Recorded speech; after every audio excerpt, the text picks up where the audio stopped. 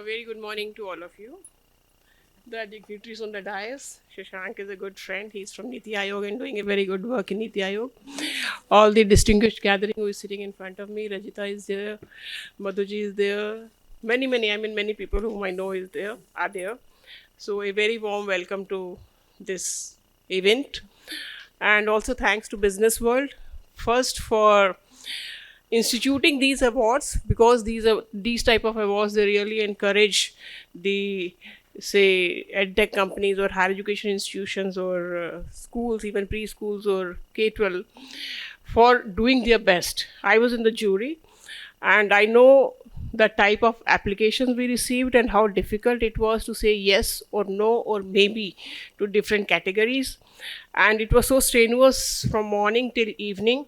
No lunch break, no tea break, not even a bio break.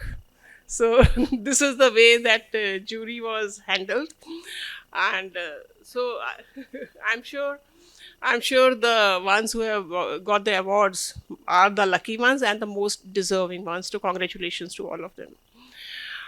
We have to talk about 21st century student. I mean, how to reach the last student.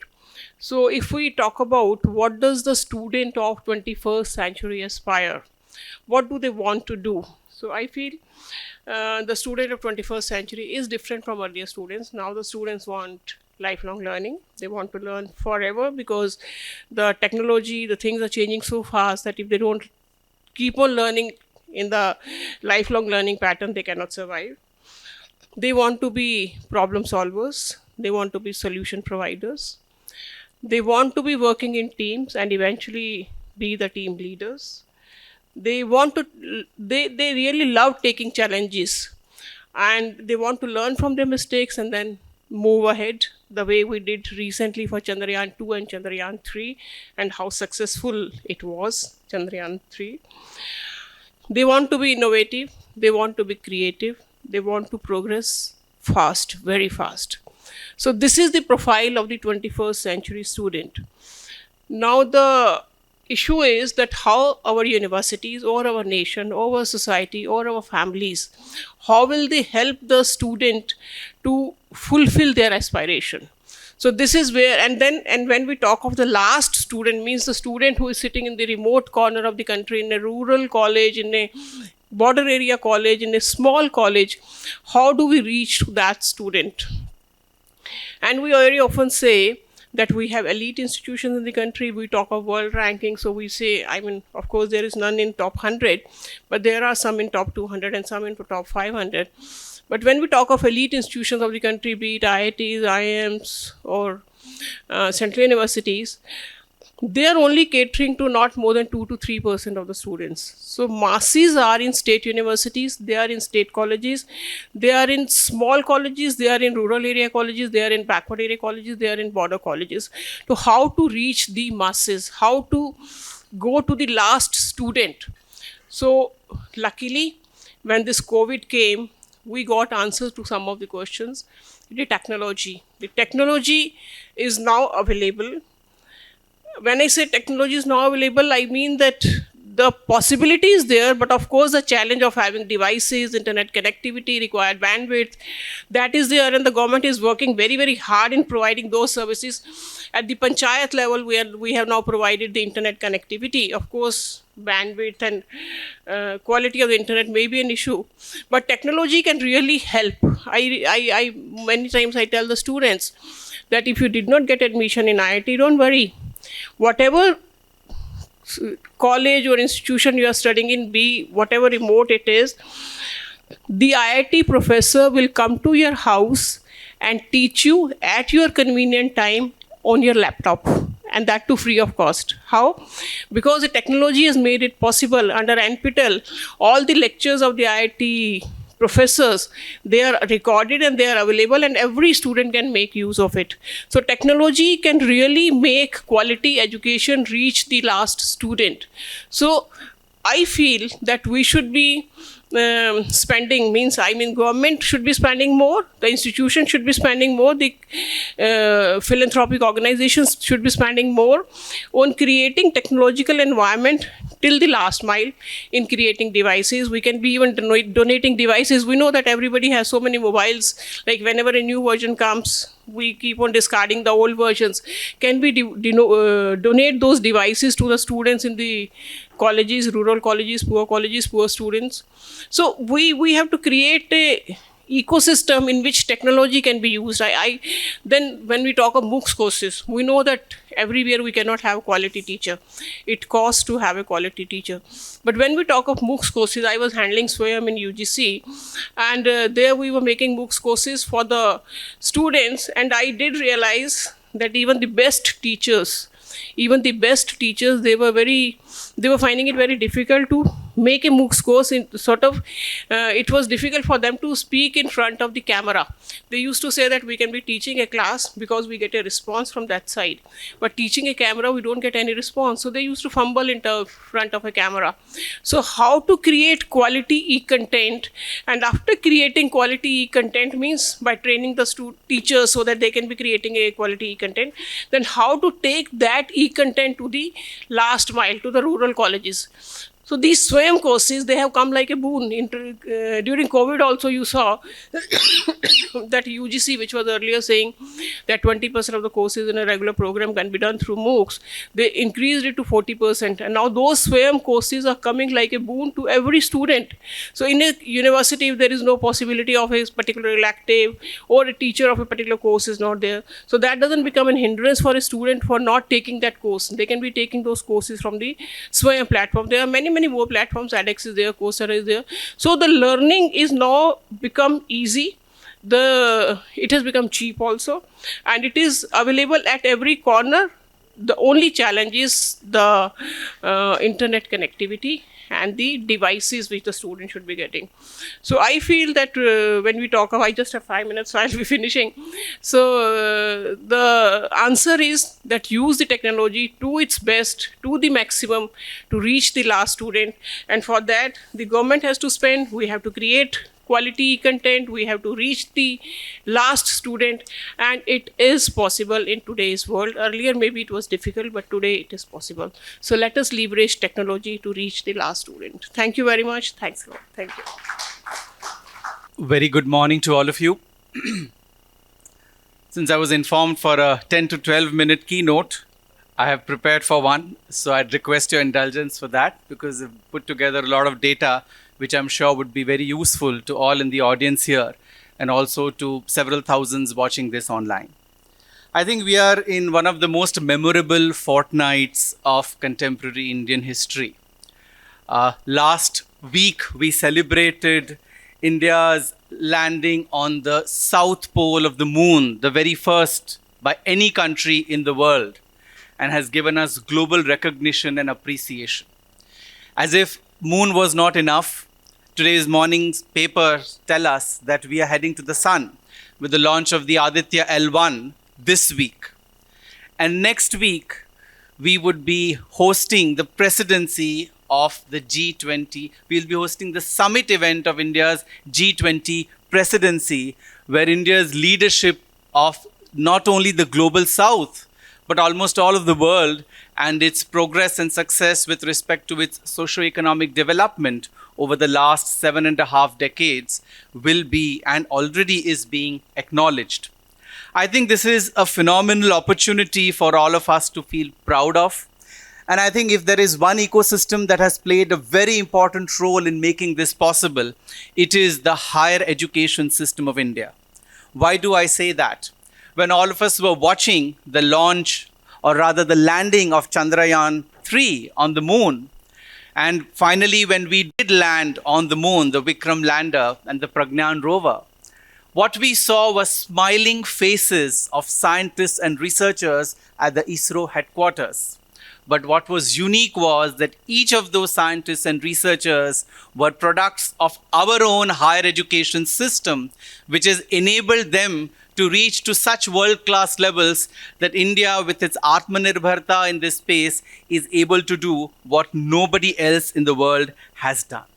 I think this is the transformative power of higher education, which each one of us need to leverage and each one of us need to be proud of. Let me take you to the next part of my presentation, where I'm going to talk about how India has fared in the higher education space over the last 7.5 decades. Way back in 1950, we were just 20 universities. Today, we are 1,200. It's a 60x growth in 7 decades. The number of students then was about 2 lakhs. Today, we are over 4 crores. It's a 200x increase in the number of students. The gross enrollment ratio then was 0.7%. Today, we have crossed 27%. It's a 40x increase in gross enrollment ratio in 7.5 decades. It's impressive for a nation which is now the most populous country on this planet. Let us see closer home the last decade, the last 2 decades. How have we done? In the last 2 decades alone, our GR increased from 10% to 27%. From 2000 to 2022, the number of colleges have gone up from 10,000 to 44,000, and the number of universities from 250 to 1,200. In the last 9 years alone, we have inaugurated 1 university and 2 colleges every single week. That's the kind of expansion of higher education that India has seen, with state-private universities coming up in a very big way, as they have grown over 3x in these 15 years, from 120 to over 400. We are often put in the spot with respect to our investment in higher education, and I did some research to come up with these numbers. The UNESCO Institute of Statistics states that India's expenditure on higher education as percentage of GDP, this is both the central and state government's expenditure, is at par with other leading nations. In 2019, it was 1.3% of the GDP, which is about $36 billion. In the last 9 years, last decade, the central government share in higher education has been substantially rising. It has increased about 40% in the last 9 years alone. So I think we are moving in the right direction when it comes to expansion, when it comes to investment. And now coming to the theme of this session, ensuring that the last student of the society has access to higher education. I think this resonates with what the father of the nation had mentioned 8 decades ago, the ideal of wiping every tear from every eye. What Businessworld Education is talking through this theme is basically the Antyodaya for higher education. How can we ensure that every student has access to higher education and not just 27%, which is what our current gross enrollment ratio is? What the Sarva Shiksha Abhiyan did for school education nearly 20 years ago, the National Education Policy 2020 is providing a canvas for us to achieve in the space of higher education. Let me highlight 3 areas where this access can be increased. I think one very important area we need to focus on is gender focus. India has already achieved a gender parity on 1.01, and we all need to pat our backs because now there are more women in the higher education system than men. Yet, there is opportunity for improvement. Nearly 13 states and union territories, especially in the eastern and northeastern part of India, have not achieved this kind of gender parity. How can we contribute to better gender focus? I think there is need for a more safe and secure environment in our higher educational institutions, hostels, transport facilities, access to personal hygiene, especially in hilly states and tribal populations. Better access to finance, scholarships, free ships, and of course, a robust multiple entry, multiple exit system, especially for female students who drop out due to socio-economic circumstances. The second area to improve access is the SEDGs, the socially and economically disadvantaged groups. India is today the second largest higher education system in the world, with 8 universities per lakh population and 30 colleges per lakh population. But there is a need to focus on the remote regions of our country, especially as Dr. Pankaj Mittal mentioned, the Himalayan states, the northeast regions spread across 14 states and union territories. Interestingly, out of the 112 aspirational districts of India, 43 districts have at least one university. But in contrast, we have a Jaipur with 35 universities in a single city and a Bangalore with 1,118 colleges in a single city. So that's the kind of difference in concentration that is there. So there is a need to focus on improving access for SEDGs. I think there is a need for pre-admission outreach programs at the school level. There is a need to focus attention on the children of migrant laborers. There is a need for better higher education financing ecosystem. There is a need to provide content in local languages. There is a need for dedicated hostels in practically every district of India for these groups. And there is a need for providing focused infrastructure for the Divyangjans. I think this is very vital for ensuring access. I'll come to the third part, which Dr. Mittal already mentioned, about the role of technology in ensuring access. I think what we saw during the pandemic was phenomenal utilization of technology in education. And I think if this has been possible, it is because of the extraordinary growth in our public digital infrastructure that has been seen over the last decade and more. The number of internet users in the last 12 years has increased 10x from 9 crores to over 90 crores in India. The cheapest mobile data rates are available in India. From nearly 90% high rates, we've come down 90% less. Today it's 14 rupees per GB in less than a decade. And there has been a 27 times increase in the number of smartphones from 3 crores to over 93 crores in just a decade.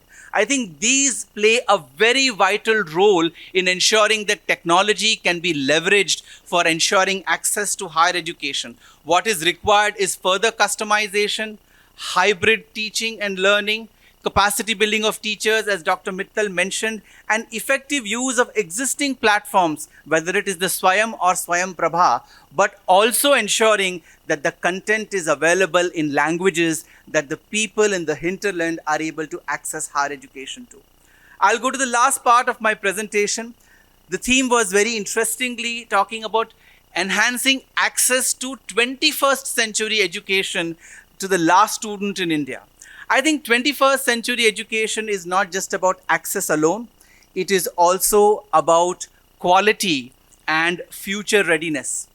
If we were listening to the address of the Honorable Prime Minister at the B20 summit, he mentioned about 3 vital transitions that the business world should be focusing on. From carbon credit to green credit. From pro-planet people to pro-planet institutions. And from consumer rights to consumer care. These would be or should be the mantras for business all over the world, as highlighted by him. There are 3 areas I would highlight for 21st century education, which Indian higher education institutions need to transition to. We need to move from teaching to research for teaching. I think research is very vital in the higher education ecosystem. And I think this is one area where India needs to do even better. We lag behind major nations of the world with just 0.7% of GDP invested in research, which in absolute terms amounts to about $18 billion, which is at par with most our peer nations like Brazil and others, and even better than South Africa or Mexico. But when calculated per capita, it's a mere $13. Compare that to Israel, the per capita expenditure or investment in research is $2,438.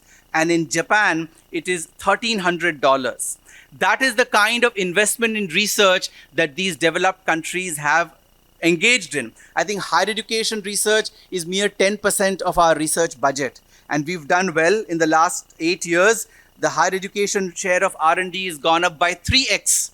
And despite the limited budget, we contribute to about 4% of global publications. So I think this is an area where we need to focus phenomenally. The second area is job seeking to job creation. I think India becoming the third largest startup ecosystem in the world is proof of the potential that we have. 90,000 startups with over 100 unicorns. And what is even more interesting is that estimates show, a NASSCOM report shows that nearly 50 lakh jobs, direct and indirect, would be created by the startups by 2025. And nearly 50% of the unicorn founders have been from the IIT ecosystem. But as the ISRO achievement has shown us, I think brands are not just the criteria, it is the system which empowers whether IITs or any other higher education institutions in India. The last I think we need to transition is from rote learning to holistic education. The National Education Policy has drawn our attention to 4 areas. At the planetary level, we need to be ensuring that environmental awareness and sustainable development becomes a core part of our higher education. At the national level, the inculcation of human values, truth, righteousness, peace, love, and non-violence, as listed in the NEP, should form a core part of the way we deliver education and the students imbibe this education. At the community and society level, I think social engagement is very vital, and the concept of seva introduced in the NEP. And at the individual level, I think it is multicultural competence that is vital for being good human beings. IQ can be hired as you rise up the corporate ladder, but it is EQ and SQ which you need to possess as a leader, because that cannot be outsourced. I think in the next 25 years, as India becomes the largest provider of human capital to the world, the higher education systems are going to play a very important role.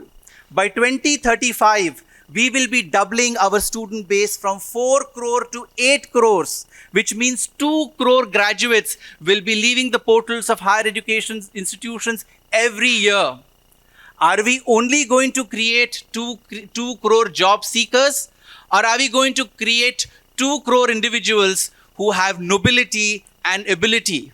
The ability of contributing as knowledge workers to India of the 21st century, but also with the nobility to espouse the value of Vasudhaiva Kutumbakam and achieve the vision of one planet, one family, one future. It is before us, and we shall achieve both of these. Thank you very much. Good morning. In case some of you are wondering why I'm attired like this, I'm not the only one. There is a Colonel Shaker out here too. We are both from Kerala. We are Keralites. We are Malayalis, and today is Onam, which is our festival. So happy Onam, everyone. You know, I thank you, Businessworld, for having me here. I'm what is called a headline speaker, and honestly, I do not know what the headlines are.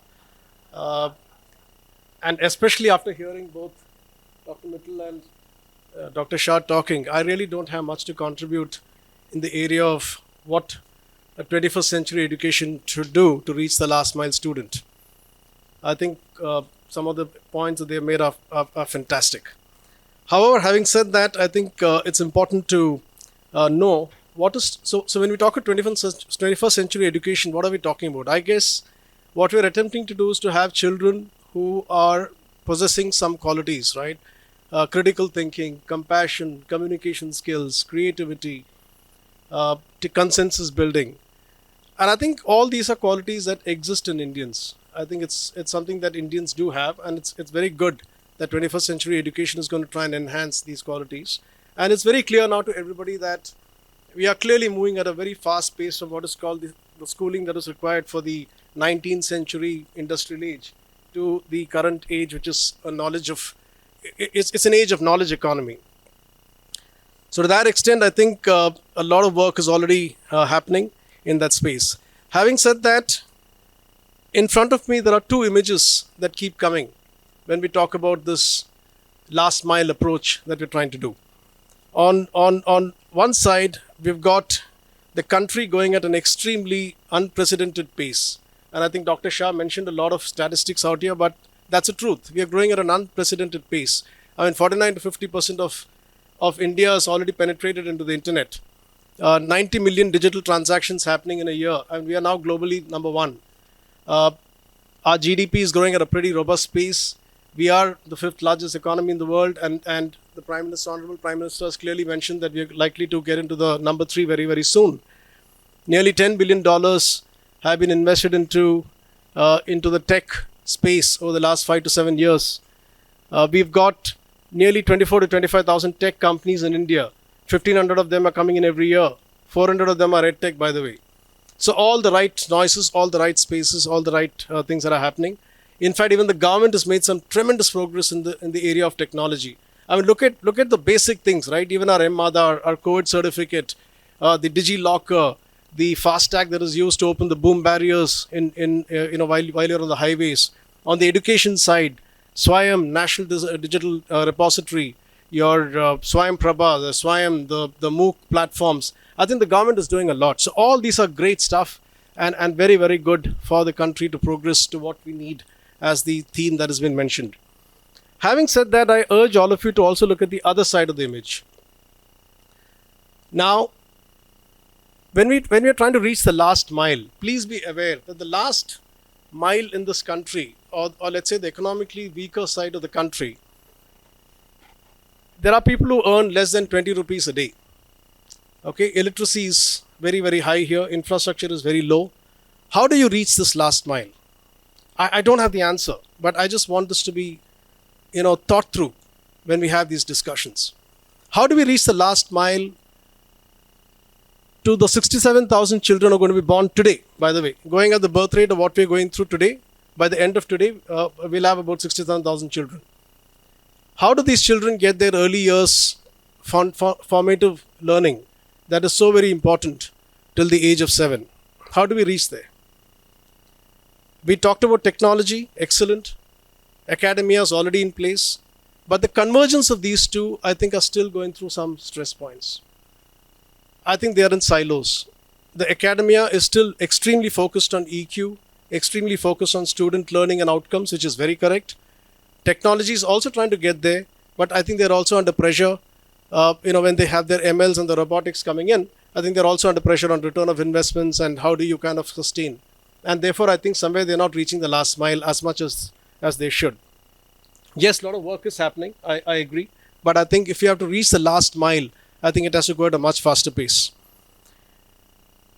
I think somewhere, so long as we keep marks in front of us and do not get it replaced by credits, and I think the NEP is doing a lot of work in that direction, but till that happens, I don't think we'll reach the last mile.